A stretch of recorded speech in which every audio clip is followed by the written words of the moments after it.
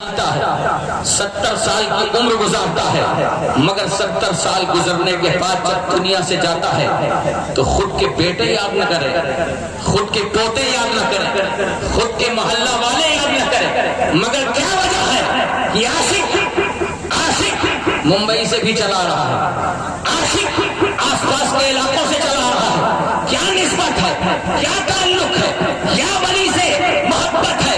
وجہ یہ ہے کہ آج کہ اس ماحول میں جب بیٹا باپ کو نہیں یاد رکھ رہا ہے، بیٹا باپ کو یاد نہیں رکھ رہا، بیٹی ماں کو یاد نہیں رکھ رہی، کوئی رشتہ دار کو یاد نہیں رکھ رہا، تو آخر کیا وجہ ہے؟ اس اللہ کے ولی کو یاد کیوں کیا جا رہا ہے؟ اس اللہ کے ولی کا ذکر کیوں کیا جا رہا ہے؟ اس اللہ کے ولی کی شان کیوں بیان کی جا رہی ہے؟ اللہ کے مقدس ولی کا تذکرہ کیوں ہو رہا ہے؟ کبھی آپ نے غور کیا؟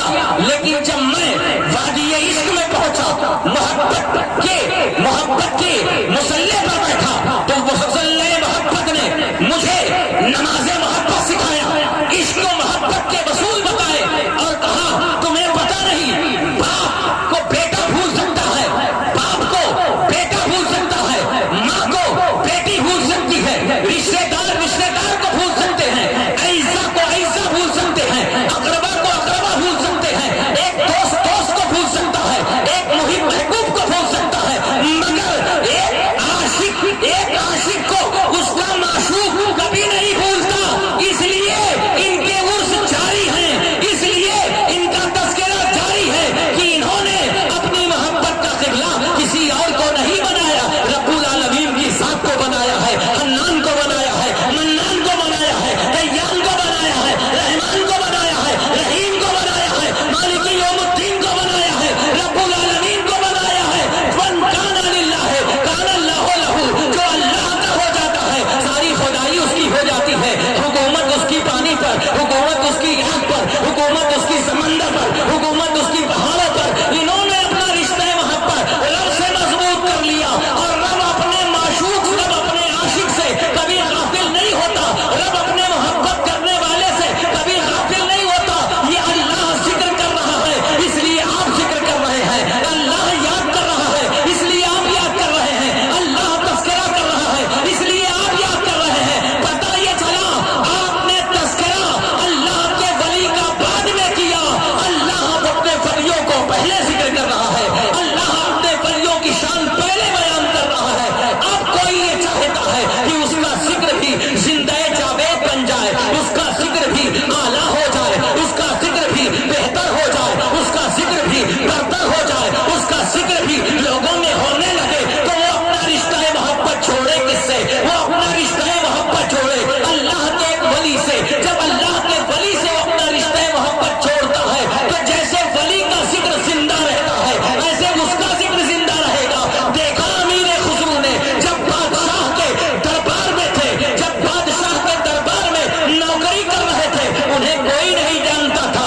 کہ امیر خسرو کس کا نام ہے، امیر خسرو کسے کہتے ہیں، لیکن جو ہی امیر خسرو نے محبوب الہی کی غلامی کا پٹا اپنی گردن میں ڈالا ہے تو دنیا آج امیر خسرو کے نام سے جاننے لگی۔ سبحان اللہ، زندہ باد۔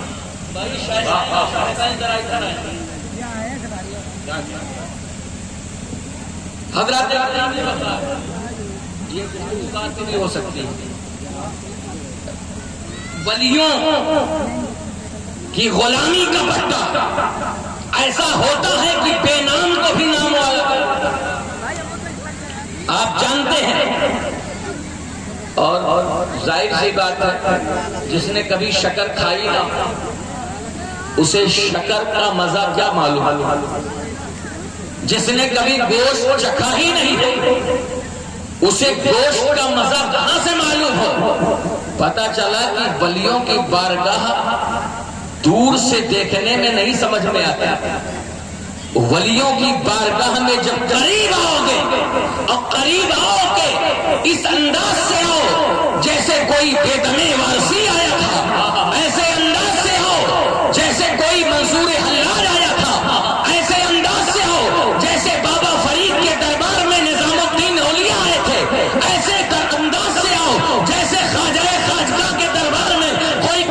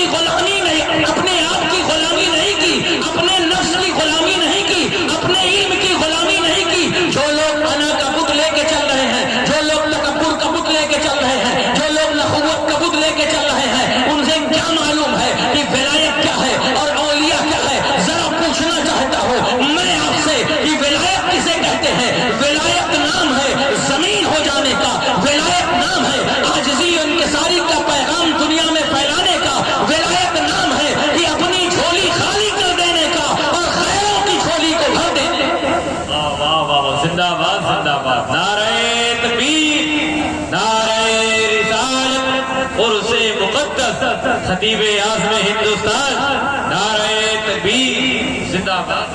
अब जरा बताओ, आज के इस पुरअमन माहौल में हर शख्स चाहता है कि मेरी झोली भरी रहे, मगर जब मैंने वली का दरबार देखा तो पाक पटन देखा तो बाबा फरीद ने अपनी झोली खाली कर और क्या बात है, बाबा फरीद की एक वाकया बयान कर दूं, उसके बाद आपका ईमान ताजा हो जाए तो आगे बढ़े। बाबा फरीद गंजे सुभान अल्लाह, क्या बात। आज निस्बतों पे हमले हो रहे हैं। मैं कहता हूं जो गंदगियां मुआशरे में हैं उन गंदगियों को खत्म करो, मगर जो कीमती चीज हमारे बुजुर्गों ने हमें दी है उससे हमारा रिश्ता मत तोड़ो, क्योंकि अगर हम अपने असल से भटक गए तो हमें संभालने वाला कोई नहीं।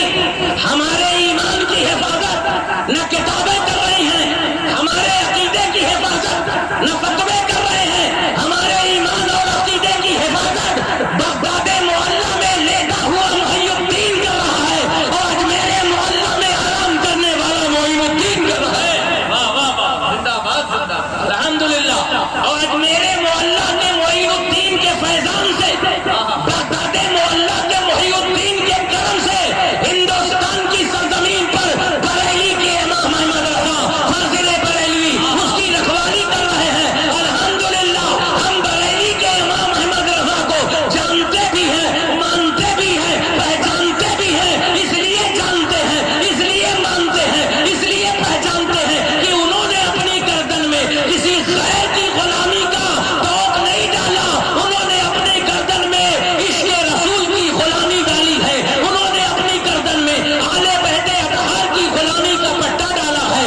उनकी जात में जब हमने नजर किया तो अहले बहते अतहार की गुलामी है, उनकी जात में रसूल पाक के इश्क़ की गुलामी है, उनकी जात में मौलाए कायनात की मोहब्बत की गुलामी है, उनकी जात में हसनैन करीमैन के इश्क़ की गुलामी है। मैंने पूछा ये अंदाज़े गुलामी, कहा हाँ हाँ अहमद रजा इल्म हासिल करता है, मगर करम की तरफ जब देखता है तो दिखता है वजह मौला अली याद आता है, चेहरा मौला अली आता है। अहमद रजा को अपने इल्म पर नाज नहीं, अहमद रजा को अपने तक़वे पर नाज नहीं, अहमद रजा को अपने इल्म की फ़क़ाहत पर नाज नहीं, अहमद रजा को नाज है तो रसूल के चार यार पर, अहमद रजा को नाज है तो पंजतने पाक पर, अहमद रजा को नाज है रसूल पाक पर तो कह उठते हैं सरताब कदम है तने सुल्ताने ज़मन फूल, लब फूल दहन फूल सकन फूल बदन फूल, तिनका तो हमारे भी हिलाए नहीं हिलता, तुम चाहो तो हो जाए अभी के हो गोहे मेहन फूल। क्या बात रजा उस समनिस्ताने करम की, जहरा है कली जिसमें हुसैन और हसन। नारे तकबीर, नारे रिसालत, नारे हैदरी, नारे हैदरी, तालीमात आला हजरत, फैज़ान आला हजरत, इश्क मोहब्बत, इश्क मोहब्बत, इश्क मोहब्बत, इश्क मोहब्बत, आला हजरत, आला हजरत, नारे तकबीर, अभी गौर किया आपने, ये हमारे बुजुर्ग जो चमक रहे हैं, ये बुजुर्ग हमारे जो महक रहे हैं, इनकी सांसों में जो इत्र बेस खुशबुएं आ रही हैं, इसकी वजह क्या है? इसकी वजह यही है कि इन्होंने अपने आप को जोड़ रखा है, इन्होंने अपने आप को मुंसलिक कर रखा है। किससे मुंसलिक कर रहा है? नबी के यारों से मुंसलिक कर रखा है। इससे मुंसलिक कर रखा है?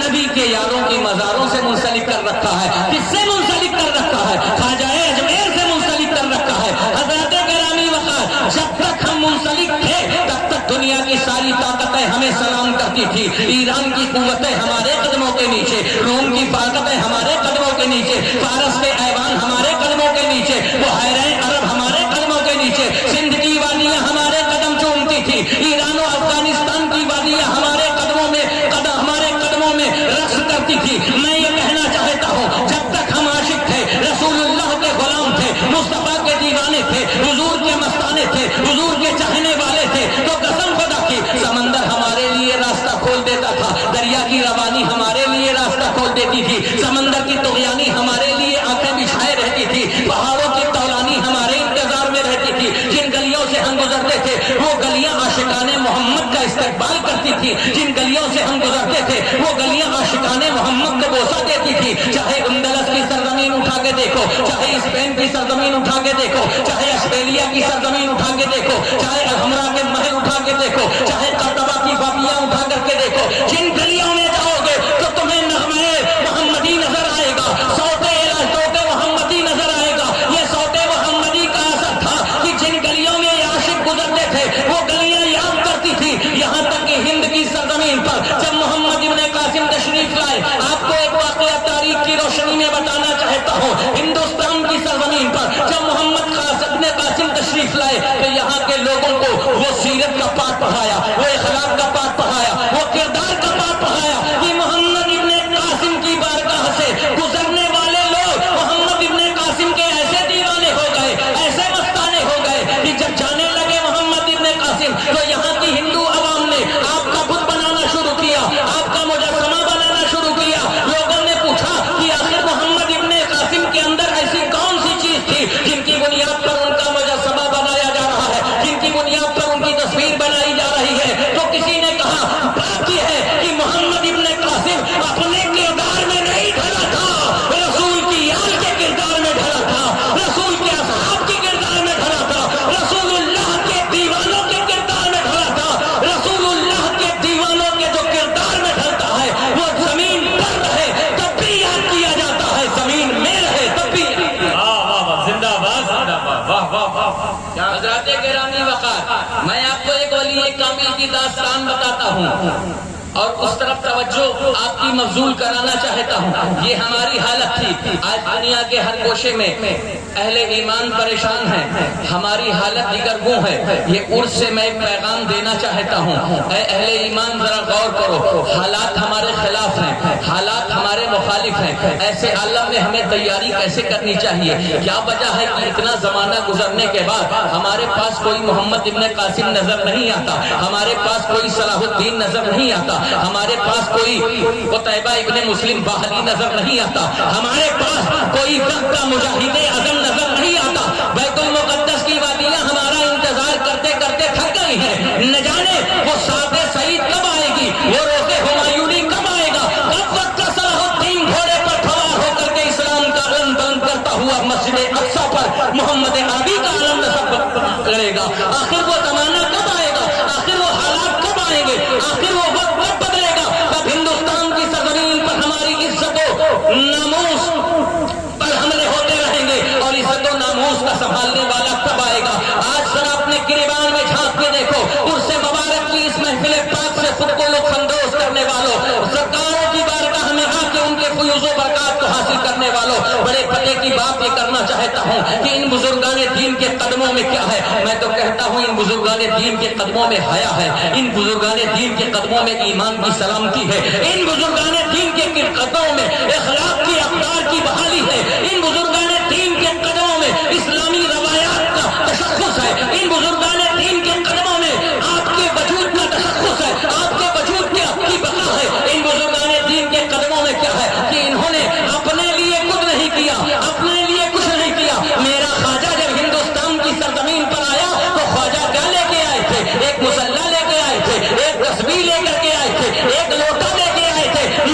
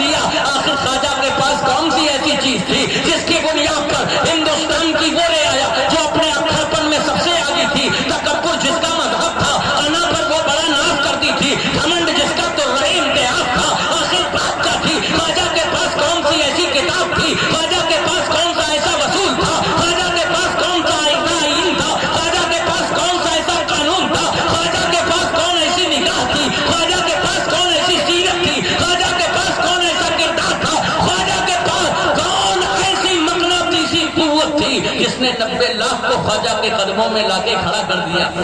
میں جب بادشاہ وقت کو دیکھتا ہوں تو میں کہتا ہوں علاؤالدین تمہارے پاس فوج تھی, علاؤالدین تمہارے پاس فوج تھی, جلال الدین تمہارے پاس فوج تھی, محمد شاہ تغلق تمہارے پاس فوج تھی, ہمایوں تمہارے پاس لشکر تھے, بابر تمہارے پاس قیادت تھی, سب کچھ تھی, مگر خواجہ غریب نواز کے پاس وہ تھی جسے نبی کی سیرت کہتے ہیں, نبی کا کردار کہتے ہیں, نبی کا اخلاق کہتے ہیں, نبی کی عادات کہتے ہیں. ارے خواجہ قرآن کے سانچے میں ایسے کھڑے تھے کہ ایسا محسوس ہوتا تھا کہ قرآن خواجہ پاک کے جسم و ریشے کے ہر حصے میں اتر چلا چکا ہے. چلتے تھے خواجہ مگر ایسا لگ رہا ہے کہ وقت کا قرآن چل رہا ہے. اٹھتے تھے خواجہ ایسا محسوس ہوتا تھا کہ خواجہ نہیں اٹھ رہے ہیں بلکہ اسلام کا کوئی پودا اٹھ رہا ہے. میں یہ کہنا چاہتا ہوں خواجہ غریب نواز جو کیریکٹر لے کے آئے, خواجہ غریب نواز جو سیرت لے کے آئے, خواجہ غریب نواز جو اخلاق لے کے آئے, خواجہ غریب نواز جو بھائی چارہ لے کے آئے,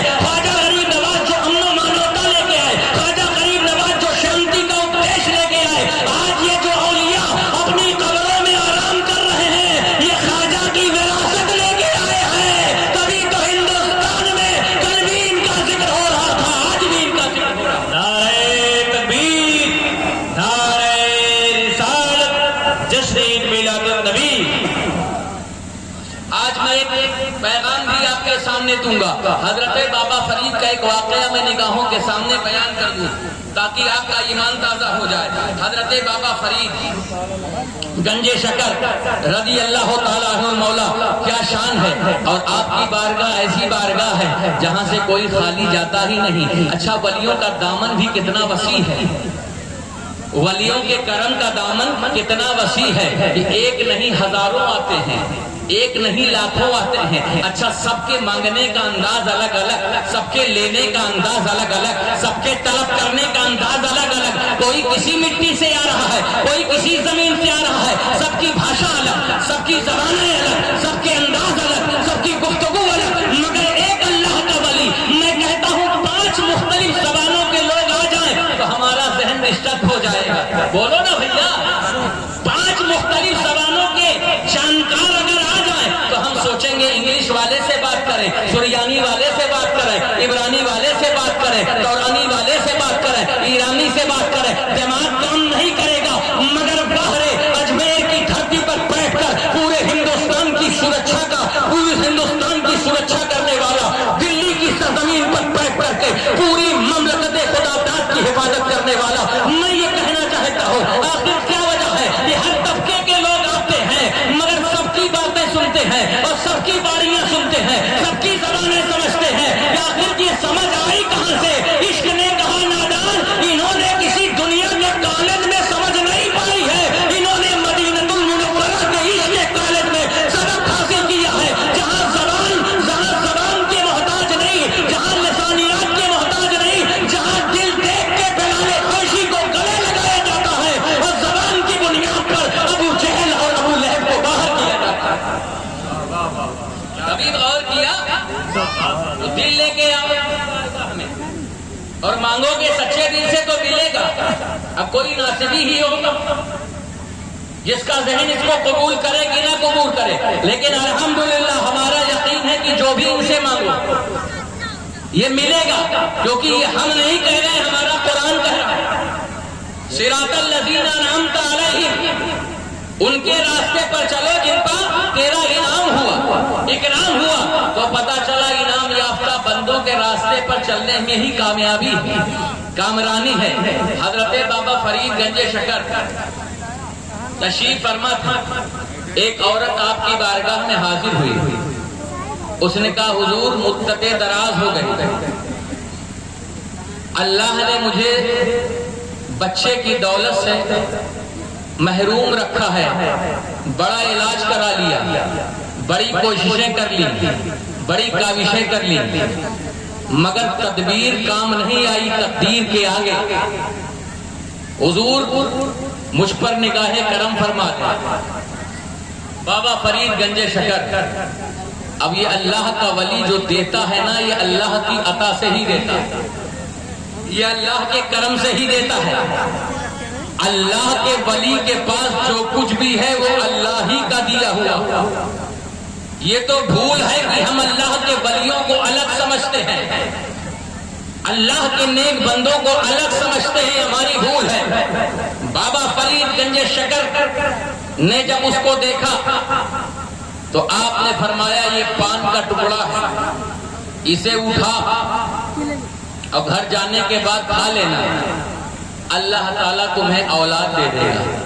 میں آپ سے سوال کرنا چاہتا ہوں, اس عرس مقدس کی تحت آنے والے جملہ عاشقان مصطفیٰ کہ اولاد کا تعلق کس چیز سے ہے, بیٹا یا بیٹی کیسے ہوتا ہے؟ ایک سسٹم قدرت نے بنایا ہے, احکم الحاکمین نے ایک نظام بنایا ہے, رب العالمین نے ایک طریقہ بتایا ہے. مرد عورت کے ملاپ سے بچہ پیدا ہوتا ہے, مگر سیدنا سرکار بابا فرید دے کیا رہے ہیں؟ پان کا ایک ٹکڑا دے رہے ہیں جو دماغوں میں نہ سما سکے, فکریں جس کا احاطہ نہ کر سکے, تخیلات جس کے آگے سجدہ ریز ہو جائیں, اسے ولی کی ولایت کہتے ہیں.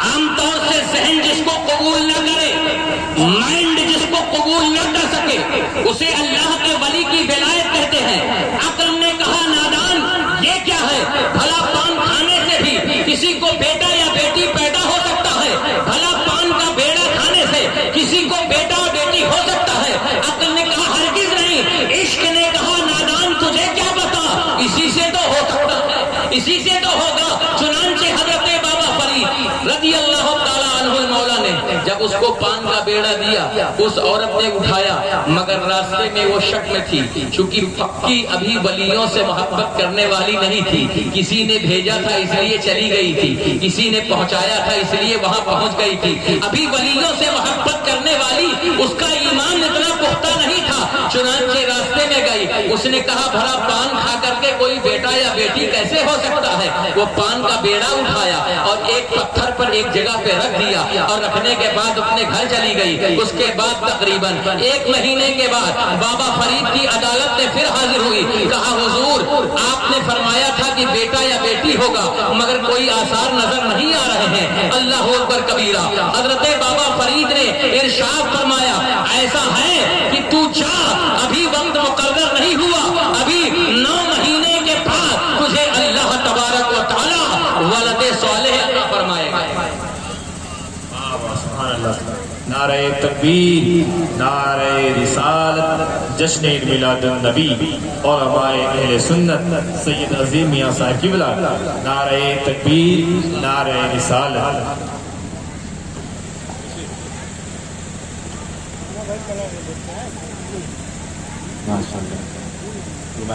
اس وقت سید صاحب قبلہ کی آمد ہو چکی ہے. آپ حضرات تشریف رکھ کے رکھیں, تھوڑی دیر میں گفتگو کروں گا.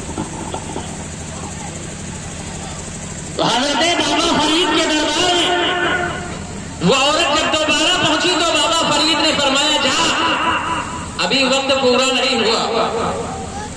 بابا فرید کے پاس سے جب وہ واپس آئی تو تقریباً 9 مہینے کا عرصہ گزرا, اور 9 مہینے کا عرصہ گزارنے کے بعد وہ پھر بابا فرید کے قدموں میں پہنچتی ہے. کہا حضور آپ نے وعدہ کیا تھا کہ مدت پوری ہونے کے بعد, وقت پورا ہونے کے بعد مجھے اولاد صالح اللہ تبارک و تعالیٰ کے کرم سے آپ عطا فرمائیں گے, مگر وقت پورا ہو چکا.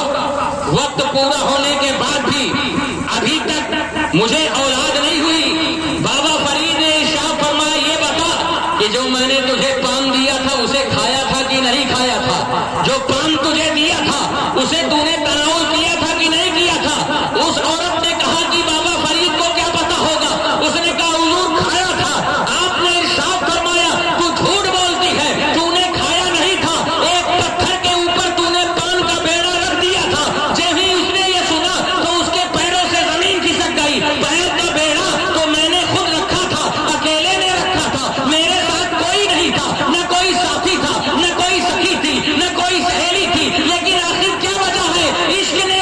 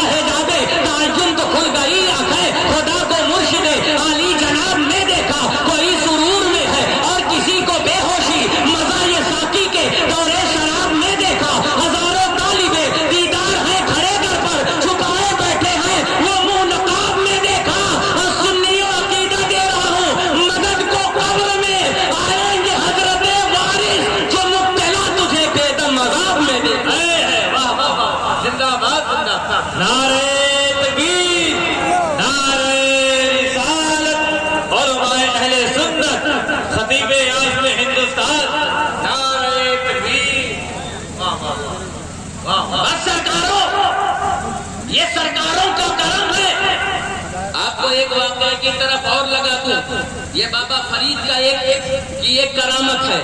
میں تو کہتا ہوں ولی